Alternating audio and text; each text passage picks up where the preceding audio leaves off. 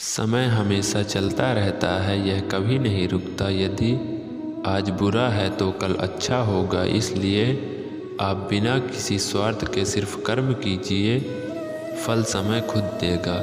ना तो समय रुकता है और ना ही एक सा रहता है।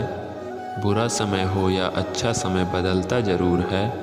आज बुरा है तो कल अच्छा, और अच्छा तो फिर बुरा समय ज़रूर आएगा। सुख के बाद दुख और दुख के बाद सुख आते जाते हैं, इसलिए इस पर हमारा कोई वश नहीं है, लेकिन कर्म पर हमारा वश ज़रूर है। आप सिर्फ कर्म करिए, फल की चिंता किए बगैर समय आने पर फल ज़रूर मिलेगा। जो अहंकार से मोहित हो जाता है वह सोचता है मैं करता हूँ। जो अज्ञानी व्यक्ति होता है वो यह गलतफहमी पाल लेता है कि मैं करता हूँ, सभी कार्य मेरे द्वारा किए जा रहे हैं। ऐसा जान उसमें अहंकार घर लेता है, परंतु इस सृष्टि में जो भी हो रहा है वो तो प्रकृति द्वारा किए जा रहे अज्ञानता के कारण व्यक्ति में जो मैं अहंकार जन्म ले लेता है तो उसका पतन होना निश्चित है। मैं किसी का भाग्य निर्माण नहीं करता, हर व्यक्ति अपना भाग्य स्वयं बनाता है। श्री कृष्ण कहते हैं कि वो किसी के भाग्य के निर्माता नहीं हैं, व्यक्ति खुद ही अपना भाग्य लिखता है। आप जैसा बीज बोएंगे वैसा आपकी फसल काटेंगे, आप जैसा कर्म करेंगे आपको वैसे ही परिणाम मिलेगा। यदि विद्यार्थी मन लगाकर पढ़ाई करेंगे तो परीक्षा में सफल होंगे, इसलिए हर व्यक्ति का भाग्य तभी बदलेगा जब वो ऐसे कर्म करेगा। पृथ्वी, जल, अग्नि, वायु, आकाश, मन, बुद्धि और अहंकार, ये मेरी प्रकृति के 8 विभाग हैं।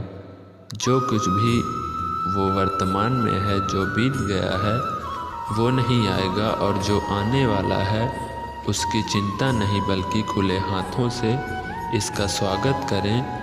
भ्रम और संदेह से परे जब आप भगवान से प्यार करते हैं तो आप हर चीज़ से प्यार करते हैं। मन उन लोगों के लिए दुश्मन की तरह कार्य करता है जो इसे नियंत्रित नहीं करते, और जिसने अपने मन को जीत लिया है उसके लिए मन सबसे अच्छा मित्र है। क्रोध में इंसान भ्रमित हो जाता है और भ्रम से बुद्धि भ्रग हो जाती है, और अपने गलत फैसले के चलते उसका पतन शुरू हो जाता है।